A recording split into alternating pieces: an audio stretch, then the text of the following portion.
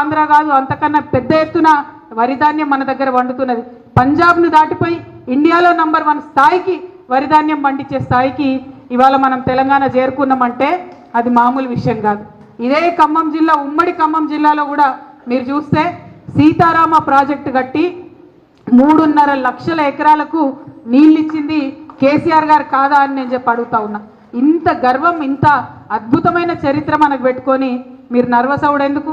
మీరు ఒకవేళ పెద్దలు కేసీఆర్ గారు కావచ్చు, ఇంకా ఇక్కడ ఉన్నటువంటి నాయకత్వంతో ఏమన్నా ఇబ్బంది ఉంటే మీకు రామన్న ఉన్నాడు, నేను ఉన్నా, హరీష్ అన్న ఉన్నాడు, అందరం ఉన్నాం. మనందరం కూడా మీరు ఎప్పుడు ఒక మెసేజ్ పెట్టినా, ట్విట్టర్లో ఒక మెసేజ్ పెట్టినా, వాట్సాప్లో ఒక మెసేజ్ పెట్టినా కూడా మీ దగ్గరికి వచ్చి కలిసి పనిచేస్తాం.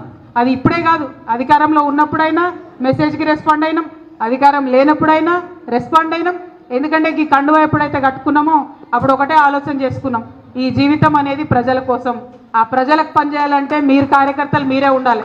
మీరు ఈ గులాబీ దండు లేకుండా ఎంత ఆలోచన చేసినా మేము ప్రజల దగ్గరికి వెళ్ళేటటువంటి పరిస్థితి ఉండదు. కాబట్టి మా దండును మేము కాపాడుకుంటాం. ఎటువంటి ఇబ్బందులు ఉన్నా కూడా మీ సోదరిగా, మీ చెల్లెగా నేను మళ్ళీ మీకు మాట ఇస్తా ఉన్నా. ఉద్యమం నుండి కలిసి పనిచేసినాం. మనది రక్త సంబంధం కన్నా ఎక్కువ మనది ఉద్యమ బంధం, మనది పేగు బంధం. ఆ విషయాన్ని మీరు గుర్తుపెట్టుకోండి. ఎందుకంటున్నా అంటే పడ్డటువంటి కష్టాలు ఉద్యమంలో వేరే వాళ్ళకు అర్థం కావు. ఆనాడు ఆకలితోని కడుపు కట్టుకొని చేసినటువంటి ఉద్యమం, ఒక్కొక్క పిల్లగాడు చచ్చిపోతుంటే వాళ్ళ ఇంటికి వెళ్ళి వాళ్ళ తల్లుల్ని ఓదార్చి వాళ్ళ దుఃఖాన్ని మనం కూడా చూసినటువంటి ఉద్యమం మామూలు ఉద్యమం కాలే. ఇవాళ కాంగ్రెస్ పార్టీ ఉన్నది, ఇక్కడ కాంగ్రెస్ పార్టీ నాయకులు ఉన్నారు. ఒక్క మాట ఆలోచించాలి. 2004లో చచ్చిన పినుగులాగా ఉండే కాంగ్రెస్ పార్టీ, దాన్ని మనం బీఆర్ఎస్తోని పొత్తు పెట్టుకుంటేనే వాళ్ళు రాష్ట్రంలో అధికారంలో వచ్చిండ్రు, కేంద్రంలో అధికారంలోకి వచ్చారు. ఏమని చెప్పారు మనకు? 2004లోనే మేము మీకు ఇచ్చేస్తాం తెలంగాణ అని చెప్పారు. కానీ 10 సంవత్సరాలు మనని ఏడిపించి అరిగోస పెట్టి వందలాది మంది మన బిడ్డల్ని పొట్టన పెట్టుకున్నాక తెలంగాణ ఇచ్చిరు తప్పితే ఉట్టిగా ఇయ్యలే. ఇప్పుడు కూడా వాళ్ళ పరిస్థితి అట్లే ఉంటుంది, ఇప్పుడు కూడా వాళ్ళ ఆలోచన అట్లే ఉంటుంది. ఎందుకంటే చేస్తామని చెప్తారు, గద్దెనెక్తారు, తర్వాత మోసం చేస్తారు. సో మిమ్మల్ని కోరేది ఒకటే, అటువంటి కాంగ్రెస్ నుండి, ఇందాక ఒక తమ్ముడు మంచిగా అన్నాడు, కాంగ్రెస్ అంటే కరువు వచ్చినట్టే, కాంగ్రెస్ అంటే కరువు ఇచ్చినట్టే అన్నారు. అటువంటి కాంగ్రెస్ నుండి తెలంగాణను కాపాడేటటువంటి బాధ్యత ఇగో మనకే ఉంటుంది. ఈ గులాబీ కండువా కప్పుకున్న వాళ్ళకు నిజంగా మనకు నష్టం కొంత జరిగి ఉండొచ్చు, కొంత అవమానం జరిగి ఉండొచ్చు, అనుకున్న విధంగా గుర్తింపు రాకపోయి ఉండొచ్చు. కానీ మన కళ్ళ ముందే మన తెలంగాణ ఆగమైతుంటే చూస్తూ ఊరుకుంటే మనకు వాళ్లకు పెద్ద తేడా ఏముండదు. కాబట్టి ఒక్కసారి మళ్ళీ పిడికిలు బిగించాలి, కొత్త ఉత్తేజం తెచ్చుకోవాలి. ఎవరికి చేతనైన పని వాళ్ళు, ఆన్లైన్ చేతనైతే ఆన్లైన్, ఆఫ్లైన్ చేతనైతే ఆఫ్లైన్, ఎవరు ఎక్కడ ఏం చేయగలిగితే అది. ఈ కాంగ్రెస్ ప్రభుత్వానికి వ్యతిరేకంగా ఖచ్చితంగా మనందరం కూడా ప్రజల్ని సమీకరించాల్సినటువంటి అవసరం ఉన్నది. ఒకసారి మోసం చేస్తున్నారు, చెప్పినటువంటి వాగ్దానాలు పూర్తి చేయడం లేదు. అన్నిటికన్నా ఎక్కువ ఈ జిల్లా బిడ్డ మన బట్టి విక్రమార్క గారే ఇలా ఫైనాన్స్ మినిస్టర్గా ఉన్నాడు. ఎన్ని అబద్ధాలు చెప్తుండండి ఆయన అసెంబ్లీ సాక్షిగా. 18 నెలల్లో 1,60,000 కోట్ల అప్పు తీసుకొచ్చిరు వాళ్ళు. మనం అడిగితే బుకాయిస్తారు. ఏం చేసిండ్రా 1,60,000 కోట్లు అంటే మా మీద కోపానికి వస్తాండి ఆయన, నా మీద, టాటా మదన్న మీద. మేము చెప్పం మీకు వివరాలు, మీరు చెప్పమంటే కుదరదు కదా. ఇది ప్రజాస్వామ్యం. మీరు అందరికీ అర్థమయ్యేలాగా ఖచ్చితంగా మీరు తెచ్చిన ప్రతి రూపాయి ఎక్కడ ఖర్చు చేసిరో చెప్పాలని కూడా నేను ఈ సందర్భంగా డిమాండ్ చేస్తూ ఉన్నా.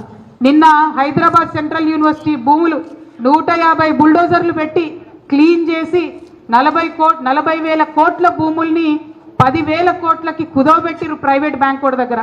కుదవబెట్టి ఆ 10,000 కోట్లు ఏం చేసిరాయా అంటే రైతు బంద్ వేసినామంటారు, రైతు రుణమాఫీ చేసినామంటారు. అయిందా అన్న రైతులకు రుణమాఫీ? 60% మందికి గాలే. వచ్చిందా అందరికీ రైతు భరోసా?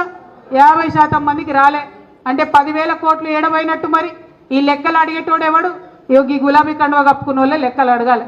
మనం ఖచ్చితంగా మన పార్టీలో మనం ఆలోచన చేసుకుంటూ ఫైట్ చేసుకుంటూనే మనకన్నా ఎక్కువ కాంగ్రెస్ పార్టీని ప్రజల కోసం నిలదీయాల్సినటువంటి అవసరం ఉన్నది. ఇప్పుడు అటువంటి సందర్భం ఉన్నది. ఈ ఉమ్మడి ఖమ్మం జిల్లాలో 3 ఉన్నారు మంత్రులు. ఆ 3 మంత్రులతోని మరి 3 పైసలన్నా ఈ జిల్లాకు వచ్చినాయా? ఒక్కసారి ఆలోచన చేసుకోవాలి. ఒక కొత్త రోడ్ వచ్చిందా? ఒక కొత్త ప్రాజెక్ట్ వచ్చిందా? ఏం చేస్తున్నారు? అదేవిధంగా ఇప్పటి వరకు హాస్పిటల్ బాగుండే, ఇవాళ హాస్పిటల్ పరిస్థితి ఎట్లుంది ఒక్కసారి ఆలోచించాలి. ఇదివరకు హాస్టళ్ళు బాగుండే, ఇప్పుడు హాస్టళ్ళ పరిస్థితి ఎట్లుంది ఒక్కసారి ఆలోచన చేసుకోవాలి. ఇదివరకు మనం ఏదైతే పెన్షన్ ఇచ్చినామో మళ్ళీ అదే పెన్షన్ వాళ్ళు ఇస్తున్నారు. రూపాయి పెంచింది లేదు, పెట్టింది లేదు. కొత్త పథకం ఇస్తామన్నారు, రైతు భరోసా, ఇది ఆత్మీయ కూలీ పథకం ఇస్తామని చెప్పిండ్రు. ఇదే ఖమ్మం జిల్లా, ఉమ్మడి ఖమ్మం జిల్లా, మీకు తెలవాలి కాబట్టి నేను లెక్కలు చెప్తున్నా. 2.5 లక్షల మంది రైతులు ఉంటే 4,25,000 మంది రైతు కూలీలు ఉన్నారు. మరి వాళ్ళు ఇస్తామన్నటువంటి భరోసా పథకం ఎంతమందికి ఇచ్చిరని చెప్పి నేను ఇవాళ పొంగులేటి శ్రీనివాసరెడ్డి గారిని, బట్టి విక్రమార్క గారిని, తుమ్మల నాగేశ్వరరావు గారిని చాలా డైరెక్ట్గా మర్యాదపూర్వకంగా అడుగుతా ఉన్నా. మీరు ఇస్తామన్న భరోసా పథకం, కూలీ భరోసా పథకం మీ జిల్లాలోనే మీరు ఎంతమందికి ఇచ్చిండ్రు? ఎందుకు ప్రజల్ని మభ్యపెడతా ఉన్నారు? ఎందుకు మోసం చేస్తూ ఉన్నారు? ఈ అంశాలన్నిటి పట్ల కూడా మనం ఉద్యమంలో ఎట్లయితే చురుకుగా ఉన్నామో, ఆనాడు కుట్రలు గమనించినాం, ప్రతి ఒక్కటి గమనించినాం. మనం లగడపాటి రాజగోపాల్ ఏం మాట్లాడుతుండో గమనించినాం. ఆనాడు ఉన్నటువంటి నాయకులు వైఎస్ రాజశేఖర రెడ్డి గారు ఏం మాట్లాడిండో గమనించినాం. అప్పుడు ఉన్నటువంటి నాయకులు ఏం మాట్లాడిండో అందరం కూడా గమనించుకున్నాం. మరి ఇవాళ కూడా అదే చేయాలి. వీడు చూడడానికి మనోళ్ళలాగా ఉంటాడు, తెలంగాణ వాళ్ళలాగా ఉంటాడు, కానీ పనిచేసేది తెలంగాణకు వ్యతిరేకంగా పనిచేస్తున్నారు. ఆ అంశాన్ని దయచేసి గుర్తించాలి. ఇవాళ మన లోపల మనకున్న అనేక సమస్యలకు మీకు కేసీఆర్ గారికి మధ్యలో వారధిగా నేను నిలబడి ఉంటా. నేను మిమ్మల్ని ఏది అవసరం ఉంటే అది సార్ దగ్గరికి మీ సమస్య నేను తీసుకుపోయి చూపిస్తా. మనం చాలా బలమైనటువంటి పార్టీ, ఇంకా బలంగా ఎదుగుదాం. ప్రపంచంలో మనల్ని ఎవరు ఎదిరించలేనంత బలంగా ఎదుగుదాం. కానీ అట్ ద సేమ్ టైం ప్రజల్ని రక్షించుకోవాల్సినటువంటి అవసరం మనకున్నది. తెలంగాణ యొక్క అభివృద్ధిని కాపాడుకోవాల్సినటువంటి అవసరం మనకున్నది. ఆ ప్రథమ బాధ్యతను మర్చిపోవద్దని కూడా ఇక్కడ ఉండేటటువంటి నాయకులకందరికీ కూడా నేను సూచన చేస్తూ ఉన్నాను. మీ అందరికీ తెలుసు, ప్రపంచం అంతా ఉంటుంది. అప్పుడైతే ఆ ఈడీ సిబిఐ మొత్తం నా ఫోన్ నంబర్ టీవీలలోనే వేసేసిరు. ప్రతి ఒక్కరి దగ్గర నా ఫోన్ నంబర్ ఉంటుంది. ఫోన్ నంబర్ లేని వాళ్ళు ఇన్స్టాగ్రామ్, ఫేస్బుక్, ట్విట్టర్ ఎట్లా అన్నా నన్ను రీచ్ కావచ్చు. మీకు ఏ సమస్య ఉన్నా తీర్చేటటువంటి బాధ్యత నేను తీసుకుంటా. కేసీఆర్ గారి దగ్గరికి మీ సమస్యను నేను వివరించి తీసుకొని వెళ్తా. మీరు నాకు ఒక వాగ్దానం చేయాలి.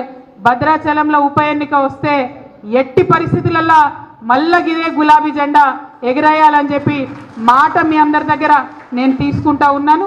మరి ఇక్కడికి భద్రాచలంతో నా అనుబంధం ఇప్పటిది కాదు, అనేక సంవత్సరాలది. ఆనాడు భద్రాచలంకి బతుకమ్మ చేయడానికి వచ్చినప్పుడే నరసింహమూర్తి గారి ఇంటికి కూడా నేను వెళ్ళడం జరిగింది. ఇక్కడ బతుకమ్మ రాములవారి సన్నిధిలో చేసినప్పుడు నాకు బాగా గుర్తుంది. జయశంకర్ గారు, కేసీఆర్ గారు ఇద్దరు పక్కపక్కన కూర్చొని నాకు ఫోన్ చేశారు. నీకు భద్రాచలంలో ఇంతమంది లేడీస్ ఎట్లా వచ్చినారు అసలు అని అడిగినారు. అంటే నేను చెప్పాను, లేదు ఇక్కడ చాలా చైతన్యం ఉన్నది, చాలా అద్భుతంగా పనిచేసేటటువంటి వ్యక్తులు, నాయకులు ఉన్నారు, అందుకే ఇంత మంచిగా ఇక్కడ పండగ జరుపుకుంటా ఉన్నారని చెప్పినాము. ఆ చైతన్యం ఇప్పుడు ద్విగుణీకృతమైంది. మన రాష్ట్రం వచ్చింది, మన రాష్ట్ర పండగ, మన రాష్ట్ర పద్ధతులు, మన రాష్ట్రం, మన రాష్ట్ర అభివృద్ధి అనే ఒక సోయి అందరికి కూడా ఉంది. కాబట్టి దాన్ని కాపాడుకునేటటువంటి దిశగా మనందరం కూడా ప్రయత్నం చేద్దామని మీ అందరినీ కూడా కోరుకుంటున్నా. అనేక మంది అనేక రకాలుగా ఉద్యమంలో పాల్గొన్నాం. ఆ స్ఫూర్తిని మాత్రం విడిచిపెట్టొద్దని చెప్పి ఒక సోదరిగా ఏదేమైనా మీకు అండగా నేను నిలబడతానని చెప్పి మీ అందరికి కూడా మళ్ళీ మనవి చేసి